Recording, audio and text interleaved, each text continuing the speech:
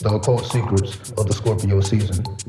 In Western astrology, we have just entered into the season of Scorpio, which represents death and rebirth. However, if we take it to Eastern astrology, which is based upon the fixed stars, we see Scorpio from a different perspective.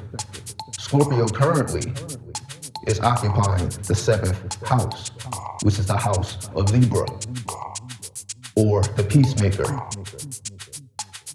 If we look at the seventh house cusp, it is in 17 degrees of Libra, which is Libra and the second decan.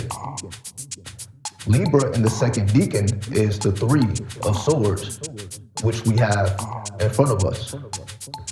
If you ask, why am I using a playing card deck versus a tarot deck? The reason is this. The playing card deck allows us to strictly focus upon the mathematical equations of astrology versus the imagery and the definitions. So when you use a traditional playing card deck, you are tapping into the archetypal realm. When you use a tarot deck, you're going further down because you add upon imagery and you add upon definition. Nothing is wrong with this. However, if you want to add on your own images and your own definition, then the playing cards are the perfect vessel for you to use to embody your own magical ability. 17 degrees Libra, being influenced by Saturn, brings the energy of compression, pressurized peace, peace being made at a cost, peace being made at a sacrifice. So when we look at the energy of the three of swords or the three of spades, this represents peace at a cost. Now that we understand the energy of the seventh house more deeply, the seventh house representing partnerships, relationships, business contracts, so on and so forth. So this is relationships, business, contracts, partnerships at a cost. Meaning you must have a shield because of the energy that it brings, which is of a darker nature. So although business can be conducted, partnerships can be conducted, relationships can be established, but know that it will be at a cost. Now that we have explored the energy of Libra or the seventh house, what is going on in the seventh house? This takes us to Scorpio. Where is Scorpio in Eastern astrology?